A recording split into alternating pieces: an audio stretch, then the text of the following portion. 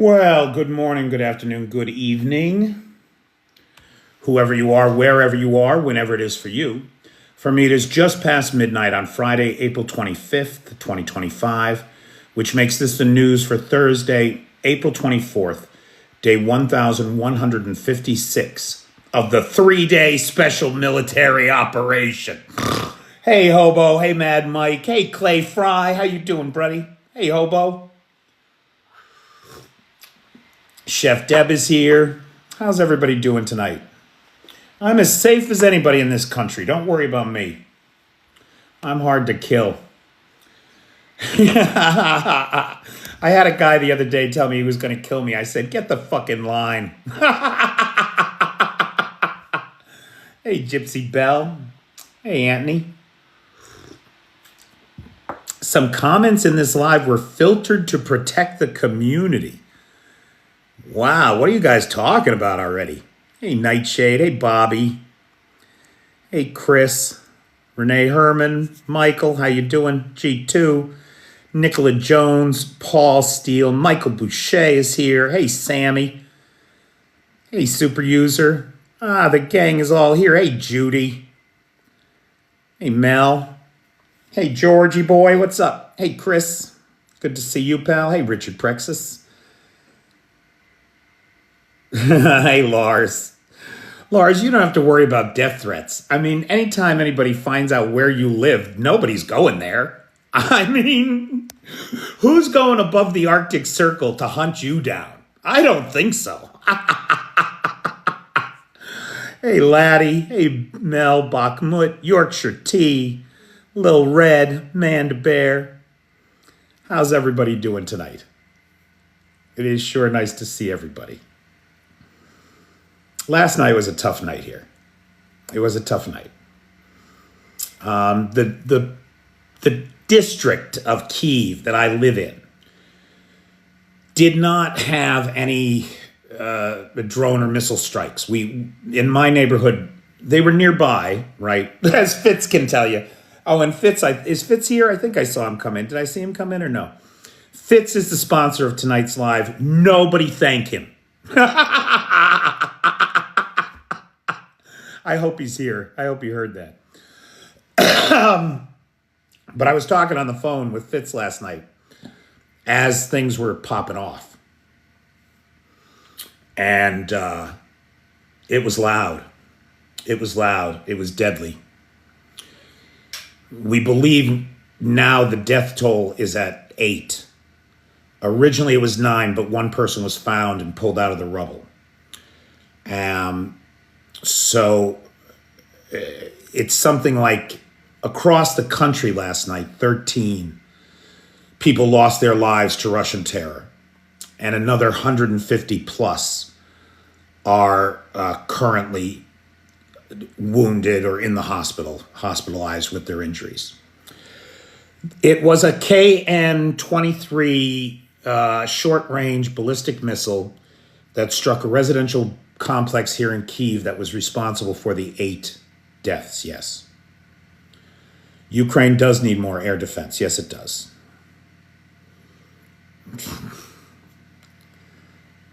The ammo depot is still burning. And if you look at, so everybody knows, everybody that comes into these lives knows, right, that on Tuesday we saw one of the largest single explosions of conventional munitions in human history.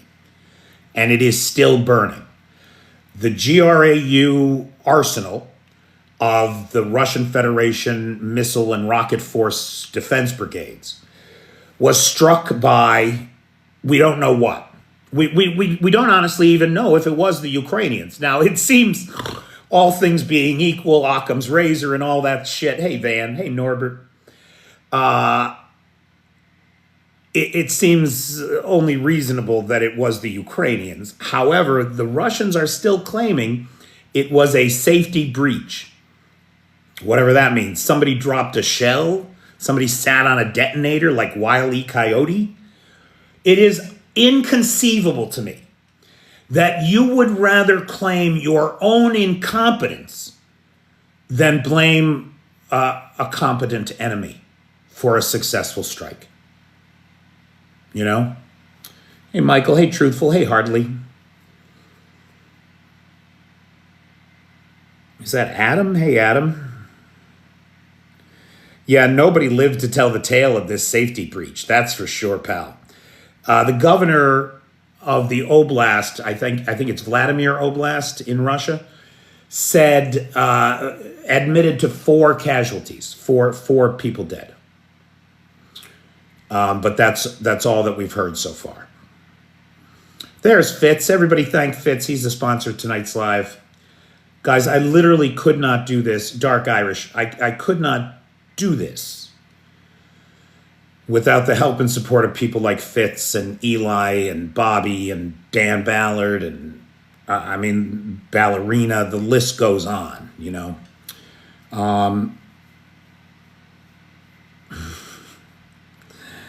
Oh, well, I just, there's a lot of people here, pal. I just saw you. Anyway, it was a North Korean missile, by all accounts. It's hard to tell because, of course, the North Koreans base so much of their weaponry on Soviet weaponry. And the Russians mostly only have inherited Soviet weaponry. The Russians have not been innovating. Give me a fucking break. You don't innovate in an autocracy. In an autocracy, only the boss has any good ideas. And the old expression, 2 heads are better than one, is basic homespun wisdom that tells you why you should never let yourself be ruled by an autocracy. It's just that simple. 2 heads are better than one. And when you don't have to listen to anybody and you can tell everybody how things are, what ends up happening is you get 950,000 people KIA, WIA, MIA, or POW'd. It's just that simple. Exactly, Thomas. All these bastards want to do is line their pockets with your money. It's all they want to do. Zelensky couldn't show his face if he agreed to Trump's so-called peace sham. The peace sham that the Trump administration put out was nothing but Ukrainian capitulation to maximalist Russian demands. And are you ready for this? What no one is talking about is that the Russians also rejected it because it didn't go far enough. It didn't demilitarize Ukraine. And the Russians are insistent that Ukraine get demilitarized so that they can take it over when they want. I mean, it's a joke. Trump is the weakest, most malleable piece of shit that the Kremlin's ever had to play. Putin's playing him like a fiddle. He owns him lock, stock, and barrel. Make no mistake. So now the question becomes, what is the United States going to do now? Because the United States has said, we're going to walk away from these peace talks. And my great fear, and of course a fear of so many people here, is that they're not just going to walk away from the peace talks, they're going to walk away from Ukraine. No more intelligence sharing, no more weapons support, no more financial aid. And the United States has given almost as much to Ukraine as all of Europe has. So you're talking about half of the support that Ukraine has been getting through this war just evaporating. It's a real problem. It's a real problem. And it's particularly a problem because the Ukrainians aren't going to surrender. They're not after, right, like Winston Churchill said, when you are going through hell, you better keep going. And that's where we're at.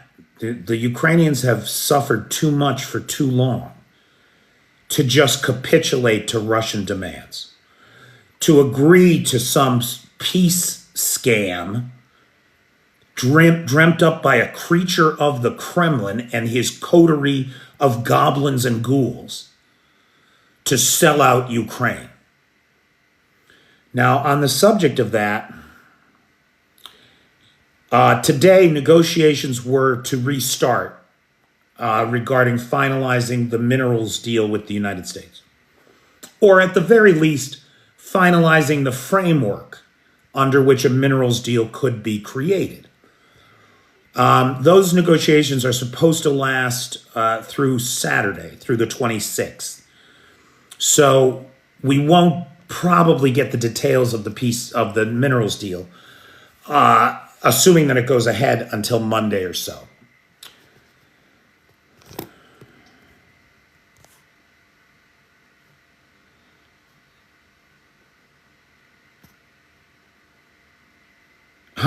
I had not seen that. I don't know that this is true, but It's a New Dawn says Trump was asked what concessions Russia has made. He said they haven't taken the whole country. You know, I see this shit come up from the Russian propagandists all the time. If Russia want to take Ukraine, they take in one day. If Russia really want to take Ukraine, Russia take Ukraine. Bullshit. I mean, these are statements that fly in the face of all reality. Russia's given up 54% of the land it took in the first month of this war. They've lost. They took twice as much land as they hold right now. It's unbelievable that people live in this delusional world where Russia can't be defeated, as if Afghanistan never happened, as if the Russo-Japanese War never happened, as if, I mean, the list goes on. There's 14 wars in the last 250 years that Russia fucking lost. And yet the whole world sees them as indomitable and invincible. They aren't. And Ukraine is showing the world just how weak they are. The fact that Ukrainians have been waking up every morning, going to bed every night on Russian soil in Kursk for 9 months. That's enough time to make a baby, to make a new person. And the Ukrainians have held it all this time. So please. We do hope that we're going to see those Tauruses soon. MERS gets inaugurated as chancellor on the 6th of May, if I'm not mistaken. So we'll see. Putin's trying to punish Ukraine. They did do the cars for a while, Fitz, Dark Irish. They it used to be that if you lost a loved one in the war in Russia, you got a lotto, right? That fund dried up about 2 years ago. That hasn't been happening for a long time. We're down to bags of potatoes and onions for the families of the deceased. The death benefits are being paid in cases where the death is acknowledged. The problem is the Russians have something like 300,000 men missing in action, and none of those people are getting death benefits because they don't. Oh, he might have gone AWOL. He might have been taken prisoner. We don't know where he is.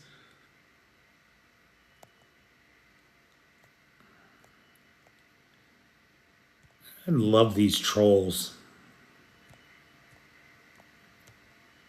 Just love them.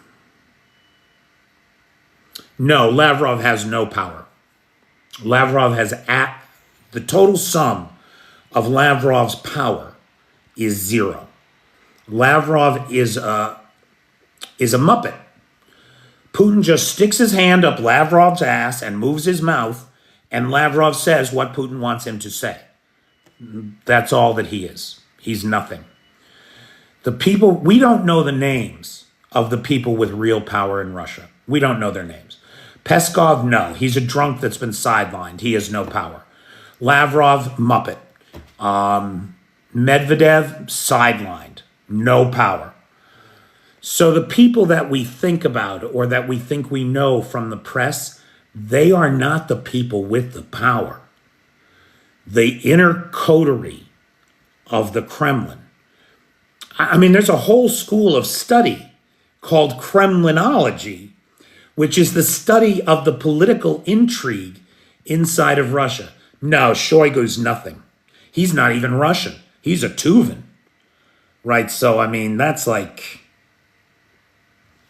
he'll never ascend anywhere.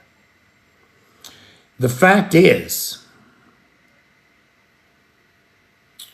that Putin has sidelined, disappeared, dispatched, or detained anyone that might be a real challenge to his power. That's the nature of the autocrat, right? Paranoia and the elimination of political opposition, or even not opposition, but simply challenges to your authority. And so I mean, I don't know. I'm no Kremlinologist, but in that kind of a world where you are wrecking your economy, just destroying it, what happens when you go away? I mean, the whole country could descend into a chaotic internecine, interethnic warfare between various groups within the Russian Federation. There are at least 6 armed separatist movements inside of the Russian Federation right now, based on ethnic diversity, right? So the question becomes, how long can Putin last? Can we outlast him? Can the Ukrainians outlast him? And then what happens when he goes? I don't talk about these things because they always come up. It's like an ongoing thing with the Russians. But lately, the number of rumors of assassination attempts, assassination plots, there's a lot of chatter in the Russian world that could lead you to believe that there's a real threat to Putin's life. Now, it could just be that he's gone completely wacko paranoid. And so his own guards, his private guards, are being searched before they're allowed to come on duty. He's worried about suicide vests on his own guards. I mean, if somebody's willing to strap on a suicide vest, that's something. Would the FSB take him out, Mel? I don't know the answer to that. I don't know that anybody knows the answer to that. If they did, I think it's likely that they'd blame it on somebody else. John Wazoo, are we getting closer to a desperate Putin using a small nuke? Well, here's the thing. Now, we don't know, right? There's no 100% certainty on anything about Russia. So I can't say that we know this, but what I can say is that all of the best analysts that I listen to, right, that I read, that I listen to, whatever, there is a consensus among them that the small so-called tactical nuclear weapons, right, the 4 to 7 kiloton range kind of weapons, the battlefield nukes, there is a general consensus among the experts that none of the Russian tactical nukes work.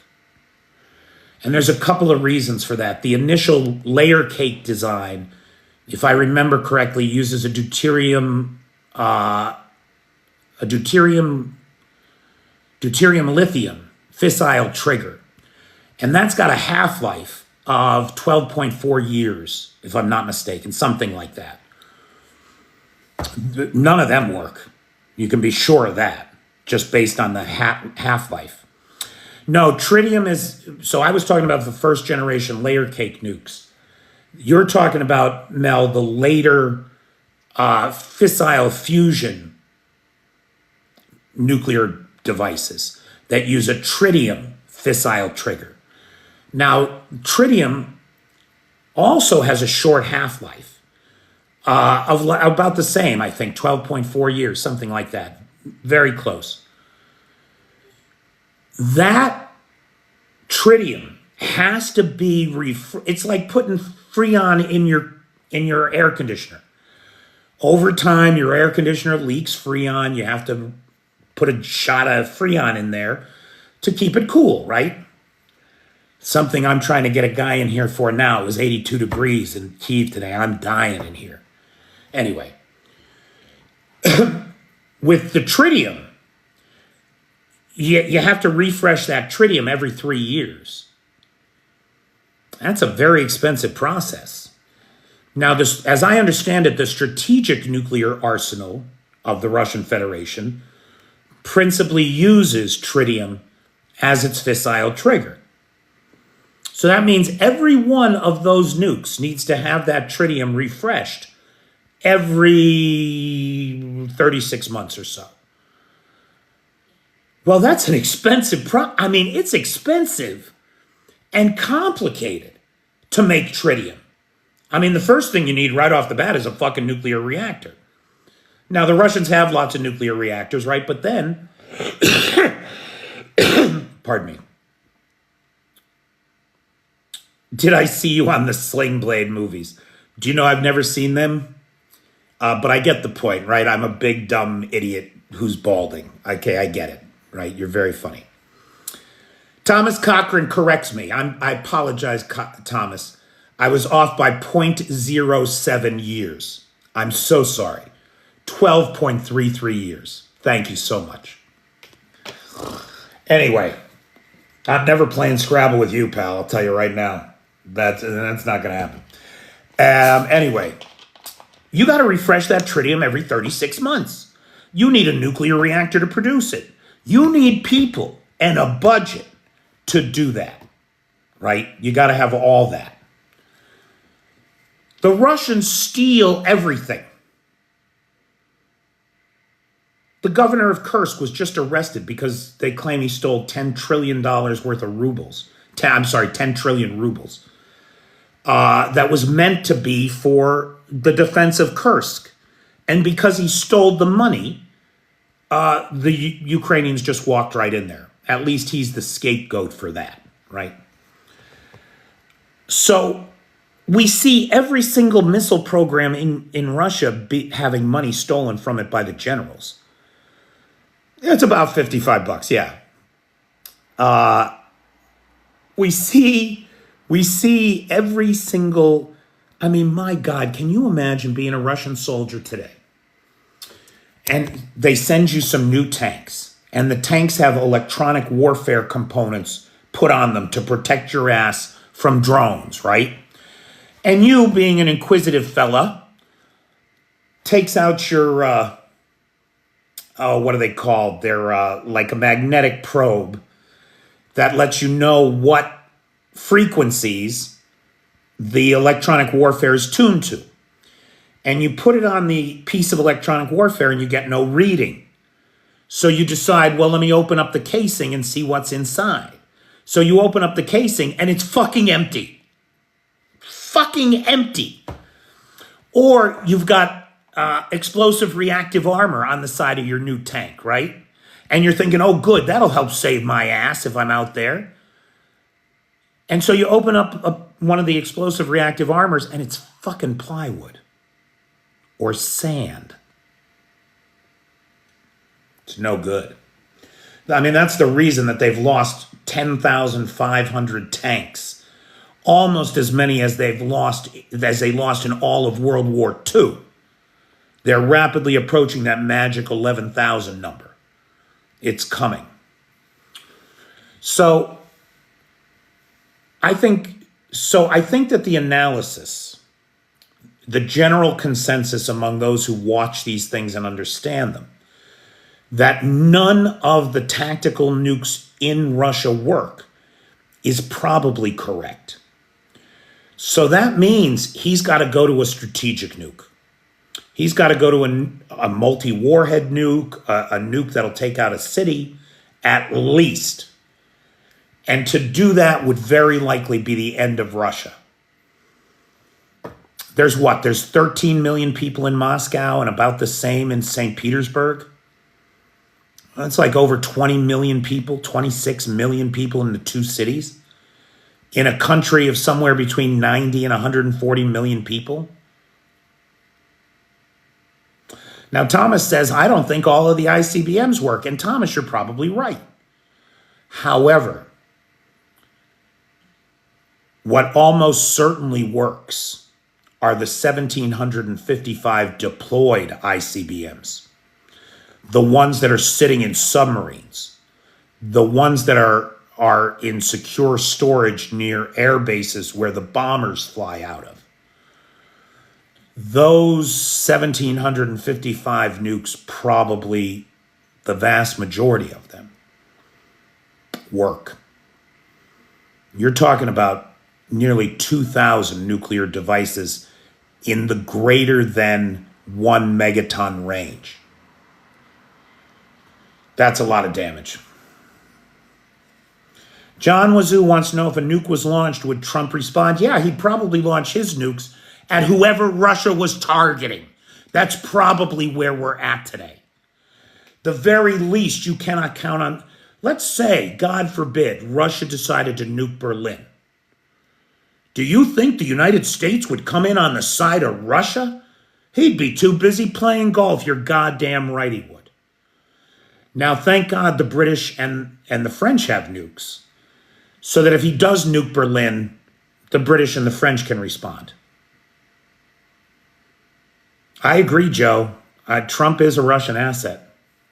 I could not agree more. Sure. The United States has about as many nukes as Russia claims to have. And we spend 5 times the maintenance budget on our nukes. 5 times the maintenance budget. So there's just no way that Russia's keeping up with its maintenance. No fucking way. Oh, hey, you know what I did not mention? That is another good indication that many analysts cite as a reason to believe that Russia's tactical nuclear stockpile is worthless. Is that back, it's like 2.5 years ago now. But back before Russia started making decoy drones to try to exhaust Ukrainian air defense, do you remember what they did? Does anybody remember what they did before they started using the decoy drones? They sent decoy rockets. My profile picture is me at a crashed decoy rocket. Now that rocket right there is made to carry a nuclear warhead, a tactical nuclear warhead. And what the Russians did was they screwed off the warheads of all these tactical nukes, and they sent them at Ukraine just trying to overwhelm air defense, right? So they'd send volleys of these empty rocket shells trying to exhaust Ukrainian air defense. Then they'd send the real missiles to target energy infrastructure mostly. This was back in the winter of 22-23. Evening, Julian. Jay, he's not going to put sanctions on Russia. He's getting ready to lift sanctions.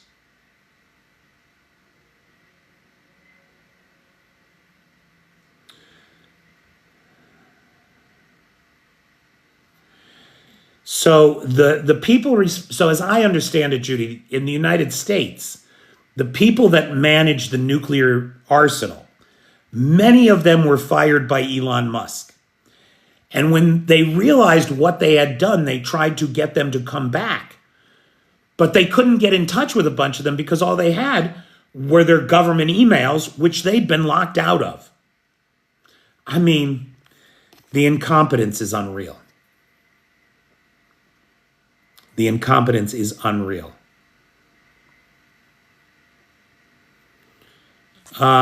Thomas, I'm not sure what that comment means. You don't send them if you don't have warheads. No, they did send them. They were intended as decoys to exhaust air defense. James Boudreau is in Chicago today, picking up some horses from the airport.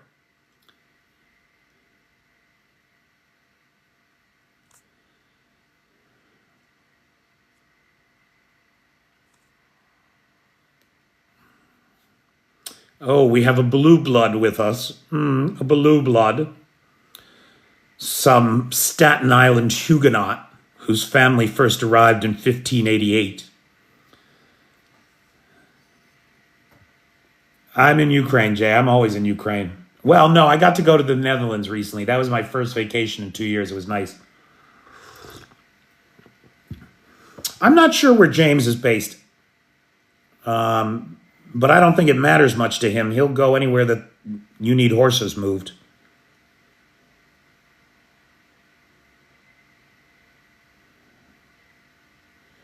Oh, I understand, Thomas. I see what you're saying now. Been and gone in Chicago. How's them Phillies? Works out of Kentucky and Idaho. Well, Kentucky, of course, where there's more horses than people.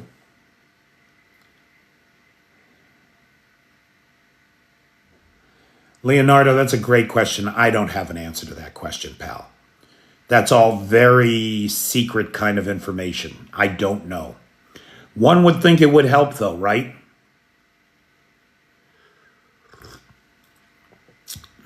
My neighbors and I are safe after last night. Thank you, Leah. Thank you, Vinice.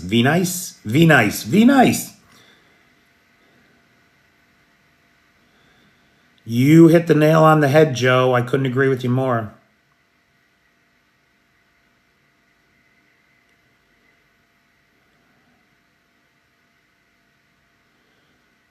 Well, Frank, that's not how that would work, pal.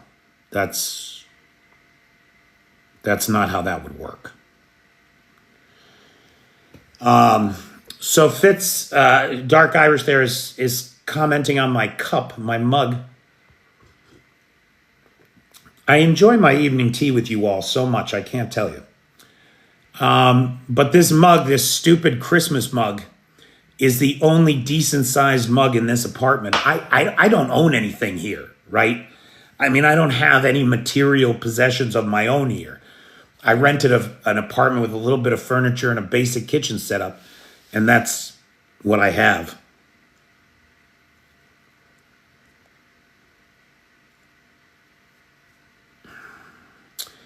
Now, Julian, just to be fair to the Russians for a second, because as reasonable people, we're capable of that, right? Where the Russians are not, and their ilk are not, the maggots aren't. They're not capable of being reasonable. But to be reasonable to the Russians for a moment, there are lots of military targets in Kyiv. There's a plant over here that makes some kind of military hardware. I don't know what. There's the Rada, the legislature. There's the presidential residence. There's all of the security apparatus buildings are here.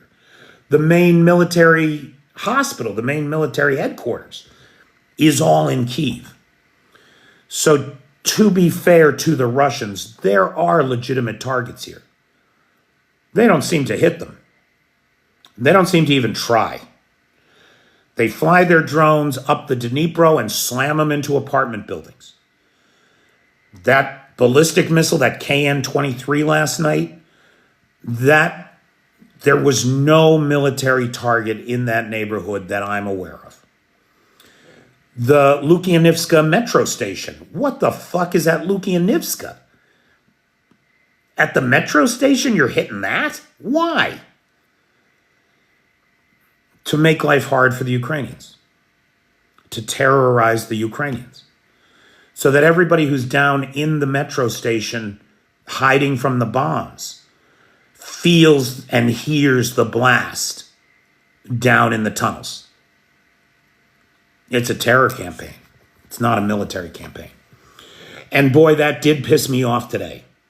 When the Trump administration said there is no military solution to this war.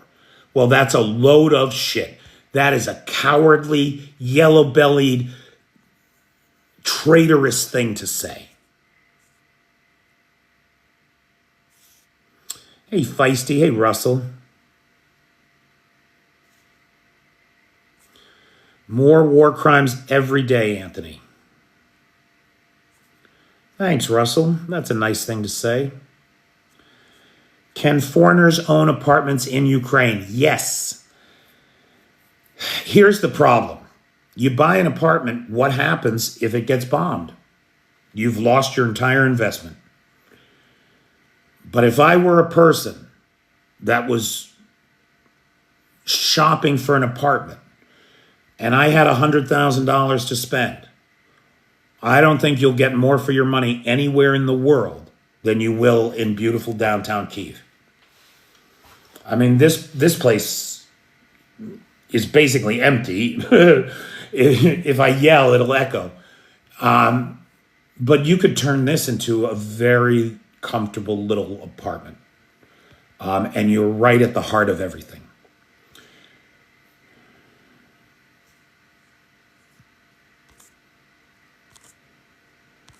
And after the war, the value of these places is going to skyrocket. I believe. I absolutely believe that.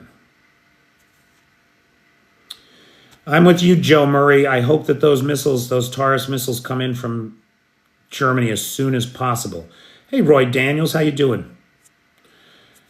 Anthony, Trump coming here to see wouldn't make any difference to him. He doesn't care. He's not interested in facts. If you're not putting money in his pocket, you are wasting his time.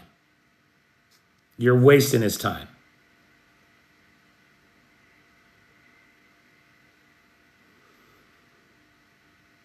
Wait, the head of the Department of Homeland Security had her purse stolen with her agency ID, passport, and meds? Oh my God, that's perfect. Wow, that's just perfect.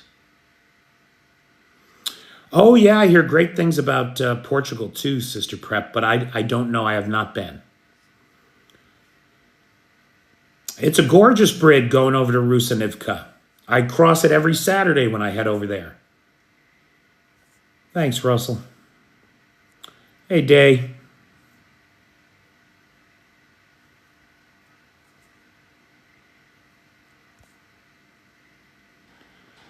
And $3,000? What the hell are you doing walking around with $3,000 in cash for? Had she just been bribed by somebody?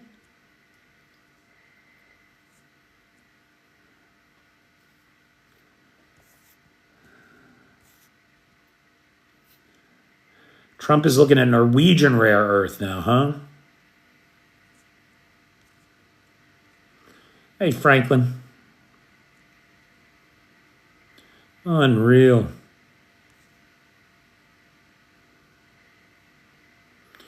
Who pays for restaurants in cash? You don't pay cash at a restaurant. You pay cash for drugs, hookers, and stolen property. That's all you pay cash for. Everything else takes a credit card. You want those miles, don't you? I want to go to Portugal next year. It's so stupid. These people are so stupid. In case she had to buy lunch. I'm doing okay, Dave. How you doing? Cash, $3,000 in cash. It doesn't even make sense, you know? I mean, it really does not make sense. Her kids and grandkids' gift for Easter. Oh, great, she's reproduced. Trump was fishing for a Nobel.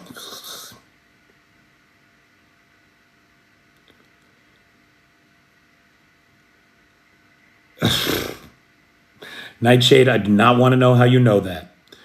Do you know the strength of AFU in 2014, circa 6,000 personnel? Yeah. Dave makes an excellent point. Just like Belarus, the Russians made sure that Ukraine didn't have an army. Not before 2014, they didn't. Just like even today, Belarus barely has an army. Peaceniks always capitulate. Well, that's a weird thing to say, given that Trump is a hawk. He talks so tough, but here he is capitulating. Peaceniks capitulate, I don't know. I'm a peacenik. I'm very much a peacenik. I'm against war in every kind. But what I am in favor of is a sovereign nation defending itself in the face of not just autocracy, but the genocidal lunacy in contravention of every international norm that we have come to depend on to secure our global markets and our lives and our lifestyles. And between Putin and Trump, they are flushing it all away, bankrupting billions.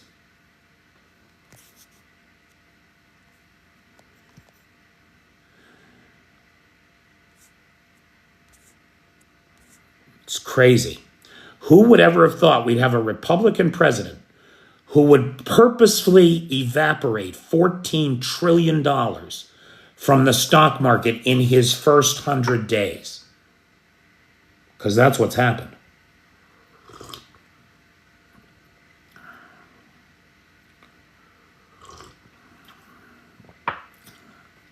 Okay. So guys, questions, comments. We got about 15 minutes left. What's going on out there? Damn right, Joe. Is that big statue and military museum in Kyiv? Yes, they sure are. The Motherland statue is the one you're talking about. It's bigger than the Statue of Liberty. Huge.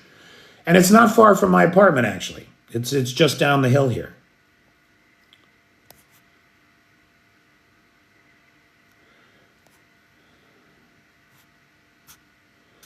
What's the morale like? How are you all coping? Well, I don't count because I don't have any personal investment in this war. I don't have any family at the front. I don't have any friends at the front.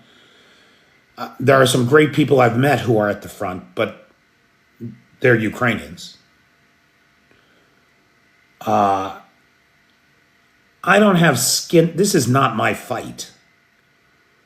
I'm definitely on the side of Ukraine, but I don't have a personal investment in it the way that the Ukrainians do.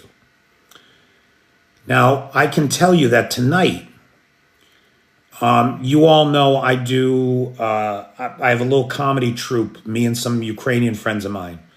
We have a little comedy troupe and we go to the pub and we get in front of a mic and we make jokes, right? We had a show scheduled for tonight.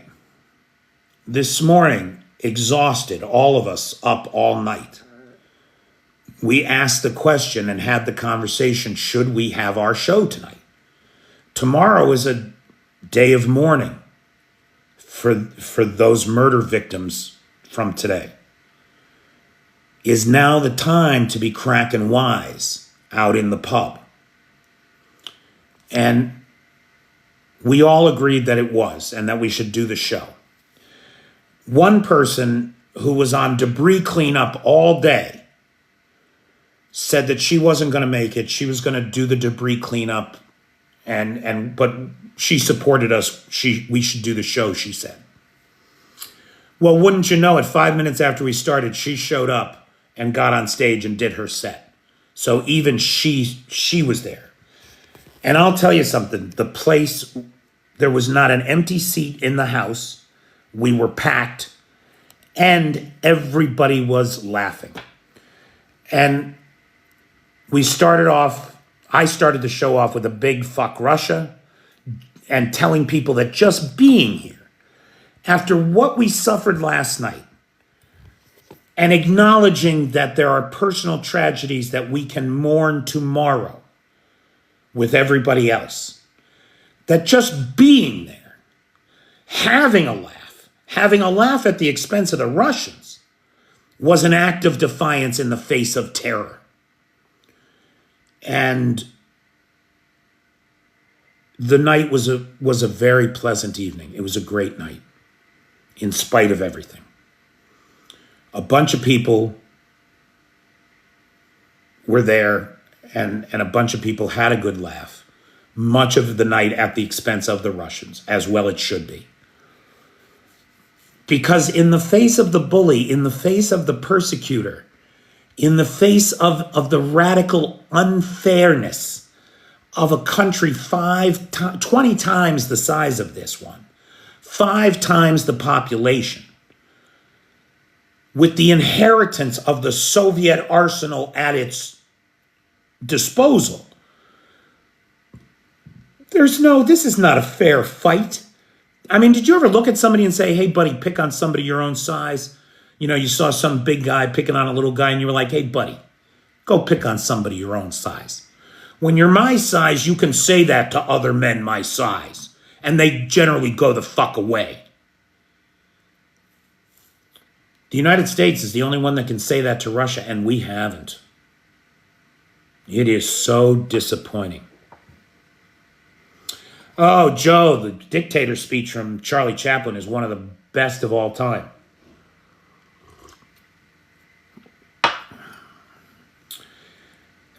You know, that's one of the things I've been thinking of, but I don't know how to do that here. I don't know the people that would make it happen. I don't know how to fund it. And right now, it's not the way people are thinking, but I have often thought, wouldn't it be great if we could start a USO for the Ukrainians?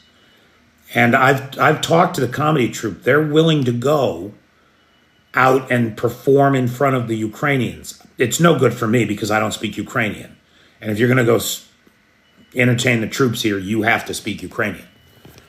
I mean, I suppose we could go to the International Legions where everybody speaks English, but other than that.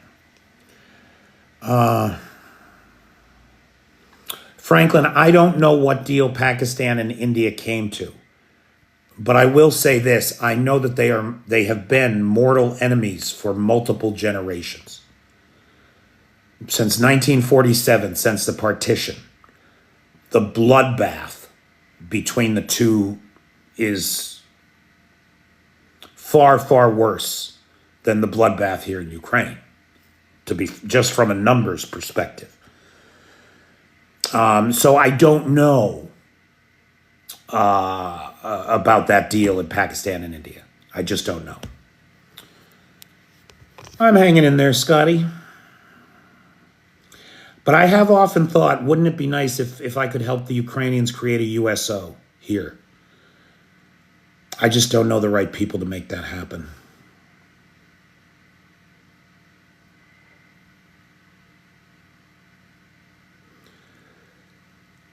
It is a good idea. They need one. What do you got, Scotty? Run it by me. You know, when I had the great good fortune to have Dragon take me out to the Donbass, I do think, I mean, I like to think that I'm a pretty entertaining fellow. And the mood among the Ukrainians that I was with did seem to lighten some while I was there. I hope so, anyway. Zelensky would perform for the troops in a heartbeat, I would think. I mean, that's the thing. Zelensky is an entertainer. He does understand the power of it. But he is busy. Boy, is he busy, that fucking guy. He's in South Africa today. No, Bobby, the Ukrainian humor is not similar to the USA humor. No, it is not, pal. I've been to a couple Ukrainian stand-up nights. It is a different world. Yeah, it is. Cringy. Very, very cringy. I had to tell my translator to stop telling me what they were saying because I didn't want to hear it.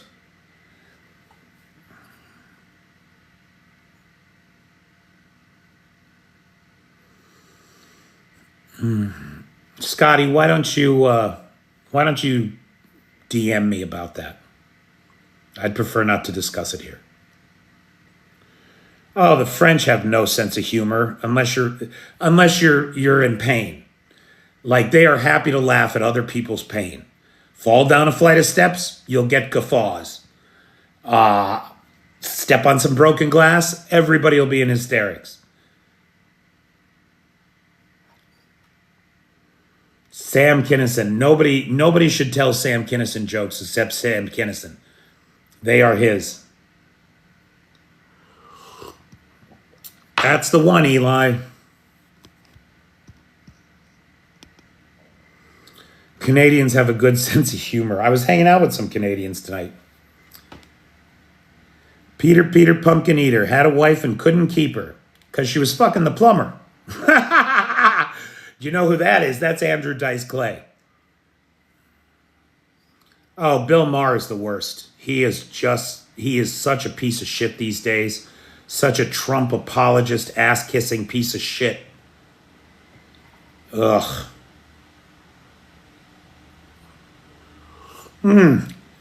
Love Billy Connolly. Billy Connolly's the best.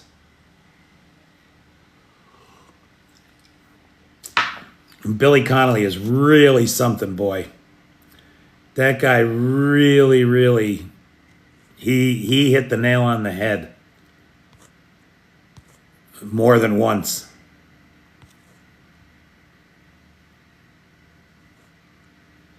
Was Charlie Chaplin French? He wasn't American? Is that true? You know, I'll tell you, I have a lot of respect for Larry David, but I don't actually like his brand of humor very much. It's so stupid and neurotic and self-indulgent. I don't find it particular. I respect what he does, don't get me wrong. And I watched every episode of Curb Your Enthusiasm. It's just so much of the time I find him very unlikable.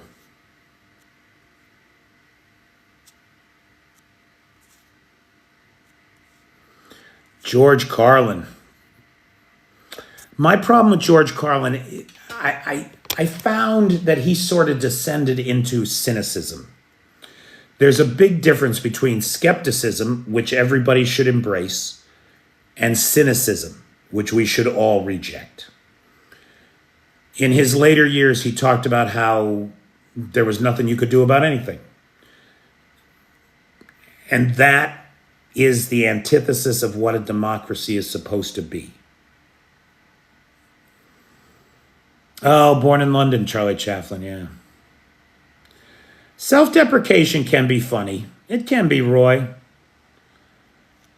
But I don't find Larry David to be self-deprecating. I find Larry David to be a self-inflated ego. You only just learned today about France and the Africa situation? You're right, Leah. You are sheltered. We are in the United States. We're very sheltered. I do not know Tommy Tehran. I don't know who that is.